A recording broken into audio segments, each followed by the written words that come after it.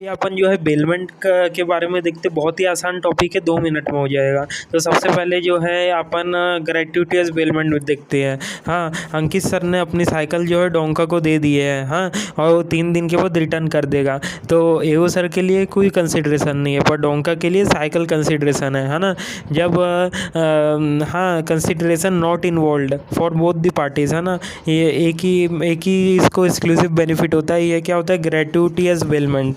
और दूसरा एग्जांपल देखते हैं। हर्ष ने जो है अपना फ़ोन का पोजेसन ट्रांसफ़र किया सर्विस सेंटर वाले को, जिसे डिलीवरी भी बोल सकते हैं। और सर्विस सेंटर वाला जो है रिपेयर करके रिटर्न कर देगा फ़ोन। तो हर्ष क्या हो गया? बेलर हो गया। और सर्विस सेंटर वाला क्या हो गया? बेली हो गया। और हर्ष के लिए कंसिड्रेशन क्या है? Repair work. और सर्विस सेंटर वाले के लिए कंसिड्रेशन क्या है? वो जो चार्जेस मिल रहे हैं उसे वो। तो ये क्या होता है जब दोनों तरफ से कंसिड्रेशन इन्वॉल्व है? Non gratuitous bailment. तो अब मेन नोट से आ जाते हैं कि ग्रेट्यूटियस बेलमेंट क्या होता है? जब कंसिडरेशन नॉट इन्वॉल्व है, फ्री ऑफ चार्ज है और एक्सक्लूसिव बेनिफिट आइदर बेलर या बेली को मिलता है। तो ये होता है ग्रेट्यूटियस बेलमेंट, मतलब चैरिटी वाला बेलमेंट। हाँ, यहाँ कोई हायर चार्जेस, कस्टडी चार्जेस नहीं देना पड़ता है। और वही बात करें, हाँ, जब दोनों तरफ से कंसिडरेशन इन्वॉल्व है ना। जो कि अपन ने ये हर्ष वाला एग्जांपल देखे, है ना। व्हेन बोथ पार्टीज़ को बेनिफिट मिलता है, तो ये क्या होता है? Non gratuitous bailment. यहाँ पे हायर चार्जेस, कस्टडी चार्जेस देना पड़ता है। ठीक है। अब बात करते हैं अपन बेलमेंट की मीनिंग की। तो बहुत ही आसान है। हर्ष ने क्या दिया है? अपने फ़ोन का पोजेसन दिया है सर्विस सेंटर वाले को। मतलब व्हेन वन पार्टी, हाँ, वन पार्टी ट्रांसफ़र करती है पोजेसन, मतलब पोजेसन ऑफ गुड्स, या क्या करती है? गुड्स को डिलीवर करती है। वही पोजेसन दे रही है, मतलब डिलीवर कर रही है। किस लिए? फॉर सम पर्पज़, है ना। और इसका कॉन्ट्रैक्ट ऑफ बेलमेंट बनाती है। और ये जो जब कंप्लीट हो जाता है, पर्पस इज कंप्लीट, तो वो क्या कर देता है? रिटर्न कर देता है गुड्स। तो इसी कॉन्ट्रैक्ट को क्या बोलते हैं? बेलमेंट बोलते हैं। तो एक और बार, मतलब जब when one party transfer the possession of goods या फिर डिलीवर द गुड्स, हाँ, फॉर सम पर्पस, और it is under contract of bailment. हाँ, और when the purpose is complete, जो अपना, हाँ, पर्सन जो है वो रिटर्न कर देगा गुड्स, इसे ही बेलमेंट बोलते हैं। और इसमें पार्टीज कौन कौन सी होती है? एक तो जो ट्रांसफ़र कर रहा है पोजेसन या डिलीवर कर रहा है गुड्स, है ना। जो डिलीवर कर रहा है गुड्स, वो डिलीवर दी गुड्स, वो बेलर हो गया। और जिसे गुड्स डिलीवर हो रहे हैं, to whom the goods are delivered, जो कि सर्विस सेंटर वाला है, वो बेली हो गया। ठीक है। अब बात करते हैं एसेंशियल ऑफ बेलमेंट्स की। तो एसेंशियल्स ऑफ बेलमेंट में सिर्फ 2 ही बातें हैं। एक तो पहली बात बेलमेंट और गुड्स को लेके है, और दूसरी बात पर्पस और उसके पोजीशन को लेके है। तो बेलमेंट की बात करें तो बेलमेंट में अपन को पता है गुड्स जो है बाद में रिटर्न करने पड़ते हैं, है ना। तो ओनरशिप ट्रांसफ़र नहीं होती है। हाँ, और बेलमेंट के एक अलग से कॉन्ट्रैक्ट बनाते हैं। तो यही बातें हैं, ओनरशिप ट्रांसफ़र नहीं होती, रिटर्न होता है, और कॉन्ट्रैक्ट बनता है बेलमेंट का। और गुड्स की कुछ बातें हैं ये याद करने के लिए कि गुड्स का मूवेबल होना ज़रूरी है, और गुड्स से सब्जेक्ट मैटर है, और गुड्स की डिलीवरी और एग्जिस्टेंस होना ज़रूरी है। ठीक है। और वही दूसरी बात याद करने के लिए कि पर्पस बेलमेंट में होना ज़रूरी है, और पोजेसन भी होना ज़रूरी है। ठीक है। अब इन्हें अपन थोड़ा ऐसी डिटेल में देख लेते हैं कि सबसे पहले अपन ने देखे कि बेलमेंट में ओनरशिप ट्रांसफ़र नहीं होती है, तो ownership is not transferred in bailment, और रिटर्न करना पड़ता है गुड्स। तो हाँ, गुड्स डिलीवर होते हैं अपॉन द कंडीशन कि उन्हें रिटर्न करेंगे, है ना। सेम फॉर्म में करना है, ना कि सिमिलर फॉर्म में। या फिर जो है बेलमेंट अगर कोई डायरेक्शन का दे रहा है, तो उस हिसाब से अपन अल्टर कर सकते हैं गुड्स को। हाँ, और ये जो है बेली जो है, बेली सर्विस सेंटर वाला जो है, उसे रिटर्न करना पड़ेगा गुड्स फिज़िकली टू बेलर। ये रिटर्न वाली बात हो रही है। और कभी भी वो जो है हाँ, कोई दूसरा गुड्स नहीं दे सकता है उसकी जगह। हाँ, रिटर्न जो है दूसरा गुड्स नहीं कर सकता है। अपने को जो है भले ही वो हायर वैल्यू का हो तब भी वो चलेगा नहीं, सेम ही चाहिए तो सेम ही चाहिए। हम बात करते हैं ये कॉन्ट्रैक्ट होना ज़रूरी है बेलमेंट में, तो वही contract of bailment is necessary. ठीक है, अब गुड्स की जैसे कि बात की अपन ने, मूवेबल होना ज़रूरी है, ओनली फॉर मूवेबल गुड्स होना चाहिए। इमूवेबल प्रॉपर्टी या फिर मनी जो है बेलमेंट में नहीं चलेगी। ठीक है, और goods must be the subject matter. और डिलीवरी की बात करें तो there must be a delivery of goods. और याद रखना डिलीवरी एक्चुअल भी हो सकती है, मतलब क्या है, गुड्स फिजिकली दे के आ रहे हैं, फिजिकली हैंडेड ओवर, है ना। और कंस्ट्रक्टिव भी हो सकती है, सिर्फ की दे रहे हैं, मतलब क्या नो फिजिकल ट्रांसफ़र, ये सिर्फ हो रहा है effect by putting the goods in possession of belly, है ना। सिर्फ पोजेसन दे रहे हैं की के तौर पे। ठीक है, और अब बात करते हैं ये एग्जिस्टेंस ऑफ गुड्स भी होना ज़रूरी है। और अब बात करें पर्पस और पोजीशन में दूसरी वाली बात, तो जो बेलमेंट है वो कब ख़त्म होता है, जब गुड्स जो डिलीवर हो जाता है पर्टिकुलर पर्पस, और हाँ तब वो जो है बेलमेंट कंप्लीट हो जाता है ना। और पोजेसन की बात करें तो पोजेसन होना ज़रूरी है, या सिर्फ कस्टडी दे रहे हो बिना पोजेसन के, है ना। कस्टडी विदाउट पोजेसन वो बेलमेंट में नहीं आता है। और एक्चुअल और कंस्ट्रक्टिव दोनों ही डिलीवरी में ये पोजेसन चेंज होती रहती है। और ऐसी ही जनरल बात है कि जो कॉन्ट्रैक्ट है ना बेलमेंट का, वो एक्सप्रेस भी हो सकता है, इम्प्लाइड भी हो सकता है, और कोई कंसिड्रेशन ज़रूरी नहीं है बेलमेंट में वैलिड कॉन्ट्रैक्ट के लिए, खासकर ग्रेट्यूटियस बेलमेंट वाले केस में। ठीक है, ये दोनों जनरल बात थी। अब बात करते हैं अपन हाँ राइट्स ऑफ बेलर की, है ना। तो राइट्स ऑफ बेलर जो है अपने को पता है, जो कि अपन ने एग्जांपल में भी देखे, देव है। हाँ ठीक है, देव ने अपना जो है फ़ोन दिया है किसे, सर्विस सेंटर वाले को। तो जो देव के पास जो राइट्स है, अधिकार है, वही जो है सर्विस सेंटर मतलब बेली की ड्यूटीज़ हो जाती है। तो सबसे पहले राइट्स देख लेते हैं वही बेलर की जिसने फ़ोन दिया है। तो फ़ोन के प्रति मतलब गुड्स के प्रति वो क्या है, वो रिकवर बैक कर सकता है अपना फ़ोन। हाँ, और अगर रिकवर नहीं किया तो सफ़र करेगा लॉस। ठीक है, और बात करें रिकवर की ऐसी कुछ इंपॉर्टेंट बातें कि जो अपना बेलर है वो एक्सपेंसेस रिकवर कर सकता है, कंपनसेशन फॉर लॉस और एडिशन ऑफ गुड्स, जिसे एक्रीसन ACCRETION एक्रीसन ऑफ गुड्स, ये तीनों ही रिकवर कर सकता है। और एक्सपेंसेस की बात करें तो चाहे वो सेपरेशन के एक्सपेंसेस हो, है ना, या फिर ऑर्डिनरी एक्सपेंसेस हो। और सेपरेशन वाले में वो जनरल बातें मैं आखिरी में बताऊंगा। ठीक है, और कंपनसेशन फॉर लॉस की बात करें, चाहे नेग्लिजेंस के कारण हुआ हो, unauthorised inconsistent use of goods के कारण हुआ हो, या एडवर्स टाइटल के कारण हुआ हो, वो रिकवर कर सकता है इसका कंपनसेशन फॉर लॉस। और एडिशन ऑफ गुड्स भी वो रिकवर कर सकता है। अब बात करें terminate of contract of bailment, ये भी जो है राइट है बेलर का।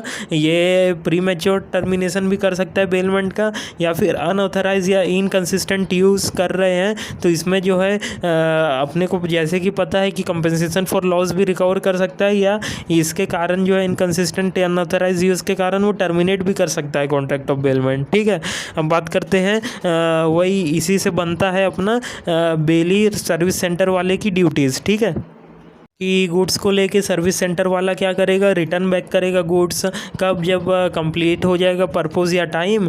और अगर विद इन स्पेसिफिक टाइम वो रिटर्न नहीं कर रहा है तो कंपनसेट करना पड़ेगा लॉस वो सर्विस सेंटर वाले को। ठीक है, और सर्विस सेंटर वाला जो है बात करें एक्सपेंसेस की तो मिक्स नहीं करेगा गुड्स, है ना, उसे सेपरेट ही रखना है। फिर उसके बाद वो पे करेगा सर्विस सेंटर वाला ऑर्डिनरी एक्सपेंसेस अगर कुछ हो गए हैं, है ना। फिर उसके बाद बात करें टेक करेगा रीजनेबल केयर ऑफ गुड्स, हाँ नेग्लिजेंस नहीं करेगा, है ना, not to make unauthorised use, या फिर और रिटर्न करेगा वही एडिशन मतलब एक्रीशन ऑफ गुड्स, ये सर्विस सेंटर वाला है, सेम टू सेम है। हाँ, और अगर इनकंसिस्टेंट यूज़ नहीं करेगा वो गुड्स तो मतलब सेम बात है, सिर्फ राइट्स ऑफ बेलर तुम्हें याद है ना, तो उसी का अपोजिट में ये सब चीज़ें हैं वो याद बहुत आसानी से लॉजिक से हो जाती है। ठीक है, हम बात करते हैं ड्यूटीज़ ऑफ बेलर, मतलब जिसने फ़ोन का ट्रांसफ़र किया देव, उसकी ड्यूटीज़ रिस्पॉन्सिबिलिटीज़ क्या है गुड्स के प्रति। वही सेम रिस्पॉन्सिबिलिटी है कि वो रिकवर बैक करेगा, अदरवाइज़ जो है वो सफ़र करेगा लॉस, और साथ में उसकी रिस्पॉन्सिबिलिटी है वो पे करेगा। दो चीज़ें, एक तो एक्सपेंसेस और वही कंपनसेशन फॉर लॉस। हाँ, पर यहाँ जो एक्सपेंसेस या चार्जेस है ना, इसमें ग्रेट्यूटियस बेलमेंट में, मतलब जब चैरिटी वाले बेलमेंट में वो पूरा का पूरा एक्सपेंसेस बियर करेगा, खाने पीने का, है ना। फ़ोन दिया है ना तो पूरा का पूरा एक्सपेंसेस बियर करेगा, फ्री में फ़ोन दिया है टूटा वूटा सब एक्सपेंसेस बियर करेगा, ठीक है। और नॉन ग्रेट्यूटियस बेलमेंट में सिर्फ एक्स्ट्रा ऑर्डिनरी एक्सपेंसेस बियर करेगा। और फिर अब बात करते हैं पे करेगा कंपनसेशन फॉर लॉस भी।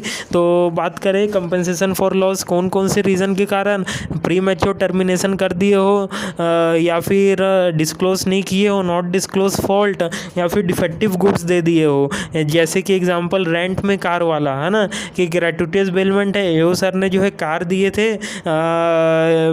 राज को, और वो क्या हो गया अपना पूरा टूट फूट गई। तो एओ सर को जो पहले से पता था ना, नॉन डिफेक्ट था ना, उसी के पैसे देंगे, है ना। और पर नॉन ग्रेट्यूटियस बेलमेंट में जो ये रेंट में मिला था गोवा से, है ना, उन लोग तो वही सर्विस दे रहे हैं, तो उनको चाहे नोन हो अननोन हो, डिफेक्टिव गुड्स दिए ना, पूरा का पूरा पैसा दोगे, है ना, चाहे नोन हो या अननोन हो। और इसी से जो है राइट्स बन जाती है बेली की। तो वो क्या है, वहाँ रिकवर बैक थे या रिटर्न बैक है, वहाँ एक्सपेंसेस को पे करना है, इधर वही रिकवर करना है रिस्पेक्टिव एक्सपेंसेस, वहाँ कंपनसेशन फॉर लॉस को पे करना था, यहाँ रिकवर करना है रिस्पेक्टिव कंपनसेशन फॉर लॉस, ठीक है। फाइंडर ऑफ गुड्स क्या होता है, अरे भाई रास्ते से जा रहा था, हाँ, और जो है अपना टॉमी को क्या बोलते हैं, आईफोन मिल गया भाई जेरी का। तो टॉमी क्या हो गया, फाइंडर ऑफ गुड्स हो गया, और जेरी क्या हो गया, रियल ओनर ऑफ गुड्स हो गया, है ना। तो फाइंडर ऑफ गुड्स होता कौन है, वो फाइंड द गुड्स और टेक इनटू हिट्स कस्टडी। और इसकी ड्यूटीज़ की बात करते हैं अपने टॉमी की, है ना। उसे आईफोन मिला इसलिए वो क्या करेगा, फाइंड करेगा रियल ओनर ऑफ गुड्स जो कि जेरी है ना। और ये क्या बोलते हैं, रिटर्न बैक करेगा गुड्स को, और जेरी को फ़ोन दे देगा, और क्या पता जेरी को भी कर दे, ठीक है, ऐसे मजाक कर रहा। और फिर उसके बाद में और ड्यूटीज़ क्या है, वही अपने टॉमी की, कि वो क्या करेगा, सेम टू सेम ड्यूटीज़ है बेली की, कि वो क्या करेगा, अपना मिक्स नहीं करेगा गुड्स, रीज़नेबल केयर करेगा। वो आईफोन की बात कर रहे हैं ना, कि वो रीज़नेबल केयर करेगा आईफोन की, मिक्स नहीं करेगा आईफोन, हाँ, रिटर्न करेगा एडिशन इन आईफोन, है ना। और मेन तो वही है जो कि अपन ने बता दिए, वो फाइंड करेगा वही जेरी को, रियल ओनर को, ठीक है। अब बात करते हैं ये राइट्स क्या है टॉमी के पास, है ना, जिसे आईफोन मिला है उसके पास राइट्स क्या है। तो याद करने का तरीका है कि वो जो गुड्स है ना, आईफोन है ना, उसे वो रख सकता है, मतलब लीन कर सकता है, और अगर कोई रिवॉर्ड घोषित किया था ना ओनर ने, तो उसे भी ले सकता है। हाँ, पर सीयू का राइट जो है तुम्हें लीन वाले में नहीं मिलेगा, रिवॉर्ड वाले में मिलेगा सीयू का राइट। और फिर भी दोनों ही नहीं कर पा रहे हो तो सेल कर देना भाई गुड्स। तो सबसे पहले बात करते हैं राइट ऑफ लीन की। तो right to keep the goods, वो गुड्स रख सकता है आईफोन अपने पास, हाँ, पोजीशन रख सकता है जब तक एक्सपेंसेस पेड ना हो, पर वो कभी भी सीयू नहीं कर सकता है। राइट ऑफ लीन में अपने को सीयू का राइट नहीं मिलता है फॉर द एक्सपेंसेस, ठीक है। अब बात करते हैं रिवॉर्ड की। तो रिवॉर्ड वाले में वो जो है, अगर ट्रू ओनर जो है उसने डिक्लेयर किया है सम रिवॉर्ड, तो ये क्या बोलते हैं, वो सीयू कर सकता है ओनर को उस रिवॉर्ड के लिए, है ना। और ये क्या बोलते हैं, अब बात करते हैं राइट ऑफ सेल की। तो सेल कब करेगा गुड्स, हाँ। तो इसमें बहुत ही आसान बात है। सबसे पहले अगर वो गुड्स ख़राब होने वाले हैं, जैसे कि दूसरा एग्जांपल ले लो, सब्जी वब्जी ले लो, वो है, तो वो क्या है, उनमें पेरिसिंग नेचर के हैं, जिनकी जो है लूज़ हो जाती है greater part of its value, तो वो क्या है तब सेल कर सकते हैं। और लॉफुल चार्जेस को लेकर अगर तो जो है रीजनेबल डिलीजेंस किया है ना फाइंडर ऑफ गुड्स ने, फिर भी वो जो है रियल ओनर रिफ्यूज़ कर रहा है लॉफुल चार्जेस को पे करने को, तब भी जो है सेल कर सकते हैं गुड्स। और लॉफुल चार्जेस वही प्रिजर्वेशन और फाइंड करने के real owner 2/3 of the value of the goods के, है ना, तब वो क्या बोलते हैं, तब भी सेल कर सकते हैं गुड्स। तो यही तीन ही बातें हैं भाई जो कि अपन ने बता दी है अभी।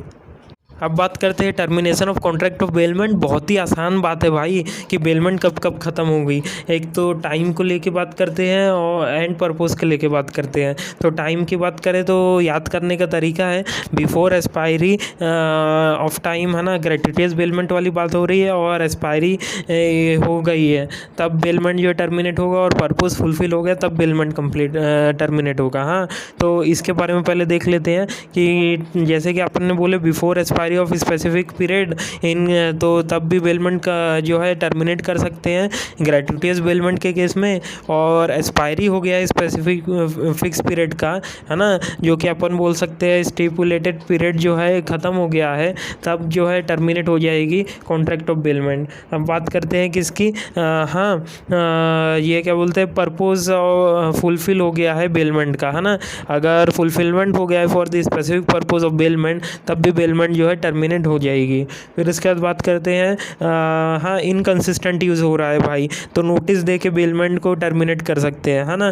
तो if there is inconsistent use of the goods, तो बेलमेंट जो है वॉइडेबल है, मतलब क्या है, टर्मिनेट कर सकते हैं at the option of the baler, ठीक है। और तीसरी वाली बात लॉजिक पे बेस है, अगर डेथ हो गई है या डिस्ट्रक्शन हो गया है, डेथ किसका हो गया, बेलर या बेली का इन केस ऑफ ग्रेट्युटियस बेलमेंट, और डिस्ट्रक्शन हो गया सब्जेक्ट मैटर का, तब भी बेलमेंट जो है टर्मिनेट हो जाएगा। तो इसे थोड़ा देखते हैं कि डेथ हो गई है हाँ, बेलर, आइदर बेलर की या दोनों की, बेलर की, हाँ, in case of gratuitous bailment terminate हो जाएगी। और डिस्ट्रक्शन ऑफ सब्जेक्ट मैटर हो गया है, सब्जेक्ट मैटर डिस्ट्रॉय हो गया है या उसका जो है नेचर चेंज हो गया है, इम्पॉसिबल हो गया है to be use for that purpose, तब भी बेलमेंट जो है टर्मिनेट हो जाएगी। तो कुल मिला के 3 बातें हैं, है ना। फिर उसके बाद बात करते हैं डिफरेंस बिटवीन जनरल लीन और पर्टिकुलर लीन। तो इनके एग्जांपल देख लो, इसी से पूरा का पूरा हो जाएगा। तो जनरल लीन जैसे कि बैंक से अपन ने हाउस लोन लिए हैं, है ना, ये जनरल लीन का एग्जांपल है। तो यहाँ जो है बैंक वाले के पास क्या राइट है, वो पोजेसन रख सकता है कि पोजेसन ऑफ गुड्स, है ना, बिलोंगिंग टू अदर्स, मतलब भाई उसके पास दस्तावेज तो है ही ना बैंक वाले के पास अपने हाउस के, इसलिए कि पोजेसन ऑफ गुड्स, है ना, बिलोंगिंग टू अदर्स। और क्यों रख रहा है, उसने जो है कुछ बैलेंस ट्रांसफ़र किया अपने अकाउंट में against general balance of account, है ना। और ये ऑटोमेटिक नहीं होता, हाउस लोन के लिए तो अपने को एग्रीमेंट बनाना पड़ता है ना, इसलिए not automatic, recognise through house loan. फिर यहाँ पे कोई इन्वॉल्वमेंट नहीं होती है लेबर और स्किल की, यहाँ से पैसों की बात होती है। और ये कौन कर सकता है, जैसे कि मैंने बताया बैंकर या पॉलिसी ब्रोकर, हाँ। और दूसरी बात वॉर फिंगर्स फैक्टर्स, है ना, ये एंटाइटल्ड है जनरल लीन के लिए। और बात करें पर्टिकुलर लीन, ये एग्जांपल से ही हो जाएगा कि अपन जो है कपड़े दिए हैं प्रेस करने के लिए, ठीक है। तो इधर जो अपना प्रेस कर रहा है अपना कपड़ा, वो क्या कर सकता है, रिटेन कर सकता है अपने कुछ स्पेसिफिक गुड्स, है ना, for non payment of amount. जितने कपड़े के पैसे नहीं दिए ना, उतने कपड़े के वो पैसे रख सकता है।